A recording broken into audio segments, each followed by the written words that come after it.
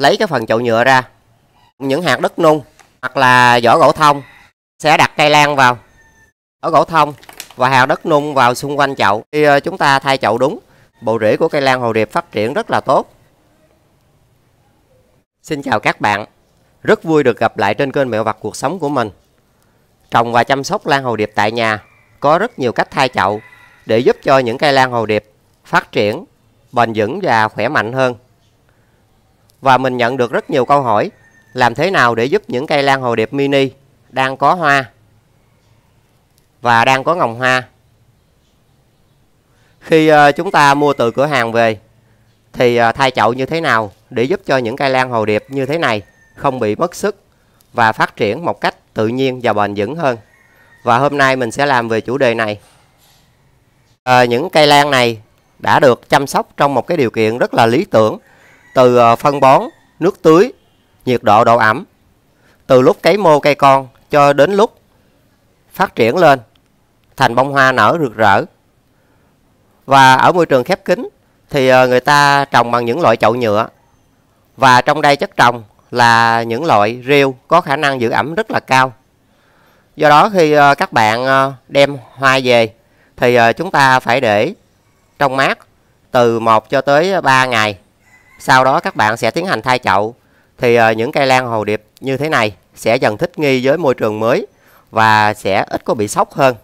Đối với những cây lan công nghiệp này, khi hoa đã tàn thì các bạn cũng nên tiến hành thay chậu để giúp cho bộ rễ trong đây phát triển tốt hơn.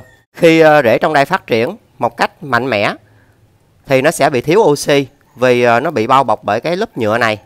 Khi chúng ta tưới mà trong những chậu nhựa này thì các bạn phải đảm bảo cái lượng nước nó còn dự trữ lại trong chậu chiếm từ 10 cho tới 20% so với thể tích chậu.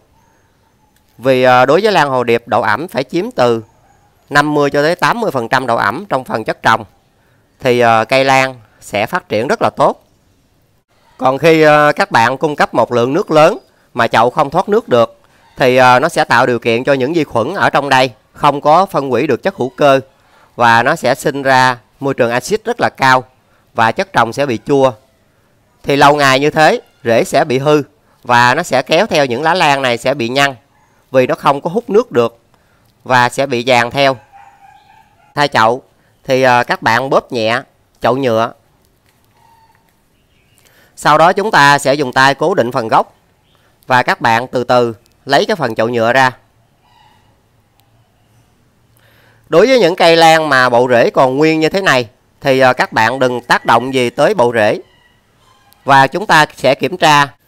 Và những rễ hư như thế này thì các bạn sẽ cắt bỏ. Còn rễ tốt như thế này thì chúng ta sẽ để nguyên, tránh tác động đến sẽ làm cho cây lan bị sốc và sẽ bị héo. Và đối với chậu để trồng lan hồ điệp thì chúng ta sử dụng những chậu nhựa hoặc là chậu đất nung. Nhưng mà các bạn phải đảm bảo chậu phải thoát nước thật là tốt và thoáng. Thì đối với những chậu như thế này giữ ẩm rất là tốt thì các bạn có thể cho bằng những chất trồng có độ hút nước thấp vẫn được. Còn đối với những chậu thoáng như thế này thì khi chúng ta trồng thì sự bốc hơi nước rất là cao. Các bạn sẽ rải một cái lớp rêu mỏng ở trên mặt chậu để đảm bảo rằng chậu lan lúc nào cũng ở trạng thái ẩm thì cây lan hồ điệp sẽ sinh trưởng và phát triển rất là tốt. Còn về chất trồng, các bạn có thể sử dụng những hạt đất nung hoặc là vỏ gỗ thông. Thì những loại chất trồng này rất là thoáng, sẽ giúp cho cây lan hồ điệp sẽ rất là nhanh phát triển. Các bạn sẽ đặt cây lan vào và chúng ta để vào vị trí chính giữa. Và khi các bạn đặt cây lan vào chậu thì chúng ta sẽ hạn chế để cho lá tiếp xúc với phần quai treo. Vì khi gió thổi mạnh thì những cái lá lan này tiếp xúc với quai treo sẽ làm cho lá lan bị tổn thương và sẽ bị hư lá. Và các bạn lần lượt cho vỏ gỗ thông và hạt đất nung vào xung quanh chậu.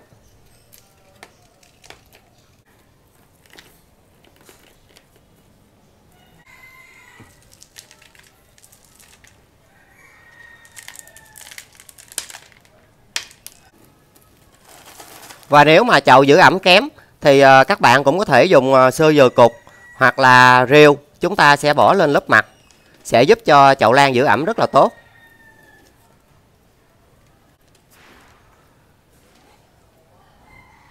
Và đối với những loại chậu có khả năng giữ ẩm kém thì các bạn có thể dùng sơ dừa cục để chúng ta hỗ trợ trong quá trình giữ ẩm, giúp cho chậu lan phát triển tốt hơn. Hoặc là các bạn cũng có thể dùng những loại rêu để chúng ta rải đều lên mặt chậu, sẽ giúp cho chậu giữ ẩm tốt hơn. Và khi các bạn tiến hành thay chậu đúng thì rễ của cây lan hồ điệp sẽ phát triển rất là tốt và sẽ giúp cho cây lan phát triển mạnh mẽ và bền vững hơn khi chúng ta cho vào môi trường mới. Và khi chậu đã thay xong thì các bạn sẽ tưới phun sương lên toàn cây, tránh tưới bằng giọt to vì nó sẽ làm hư những cái lá lan.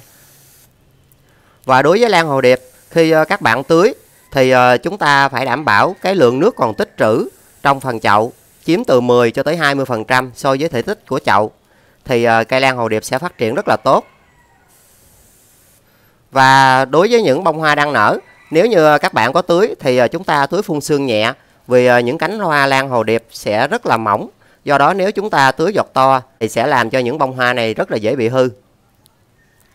Và khi các bạn tưới xong thì chúng ta sẽ để chậu lan ở nơi mát, có ánh sáng nhẹ. Trong khoảng thời gian chừng 1 tuần lễ thì cây lan hồ điệp này sẽ dần thích nghi với môi trường mới và sẽ phát triển một cách rất là bền vững. Và đối với những cây lan đang có hoa thì các bạn không được bón đạm, vì nó sẽ làm xáo trộn quá trình phát triển trong giai đoạn ra hoa. Và khi chúng ta vừa thay chậu thì các bạn không được bón bất kỳ một loại phân bón nào, vì hiện tại những rễ mới trong quá trình thay chậu chưa phát triển. Do đó chúng ta chỉ có thể dùng nước vo gạo hoặc là nước từ bột vỏ trứng mà mình đã có chia sẻ trên kênh, để giúp cho cây vừa thay chậu không bị mất sức. Các bạn vẫn chăm sóc tưới nước bình thường. Khi những bông hoa lan này tàn đi thì cũng đã đến lúc những cái rễ mới đã xuất hiện trong chậu, và nó sẽ giúp cho chậu lan dần thích nghi với môi trường mới. Và khi đó sức đề kháng trong cây lan ở môi trường mới sẽ mạnh mẽ hơn và giúp cho bộ rễ phát triển rất là tốt. Và cũng là điều kiện rất là thuận lợi để các bạn sẽ có được những đợt hoa tiếp theo từ những cây lan hồ điệp phát triển tốt trong môi trường mới như thế này. Lan hồ điệp mini mà mình đã thay chậu thì các bạn xem, đối với lan hồ điệp khi chúng ta trồng và chăm sóc tại nhà, màu xanh của lá cũng khác so với màu xanh của những chậu lan mà các bạn mua từ cửa hàng về. Và đối với những cây lan chúng ta trồng và chăm sóc bằng những loại phân hữu cơ thì cây sẽ rất là bền. Và khi cây dần thích nghi với môi trường mới thì sức đề kháng sẽ tăng lên. Và những cái tồn dư từ thuốc, phân mà các bạn mua những cây lan hồ điệp từ những cửa hàng về thì từ từ cũng sẽ bị giảm đi, và nó làm cho cây lan lấy lại cân bằng rất là nhanh. Và đối với cây lan hồ điệp khi chúng ta trồng và chăm sóc tại nhà thì những lá cũ sẽ từ từ vàng và rụng đi. Nó sẽ nhường dinh dưỡng cho những lá mới phát triển lên và sẽ giúp cho cây lan của chúng ta phát triển một cách bền vững và dễ dàng nhất. Khi chúng ta thay chậu đúng thì các bạn xem, bộ rễ của cây lan hồ điệp phát triển rất là tốt. Vậy là mình đã chia sẻ cho các bạn cách thay chậu những cây lan hồ điệp đang ra hoa để giúp cho cây không bị mất sức trong quá trình ra hoa, giúp ích cho các bạn rất nhiều trong việc trồng và chăm sóc lan hồ điệp tại nhà. Và video mình cũng xin tạm dừng tại đây. Hẹn gặp lại các bạn trong những chủ đề khác về lan hồ điệp. Chúc các bạn thành công.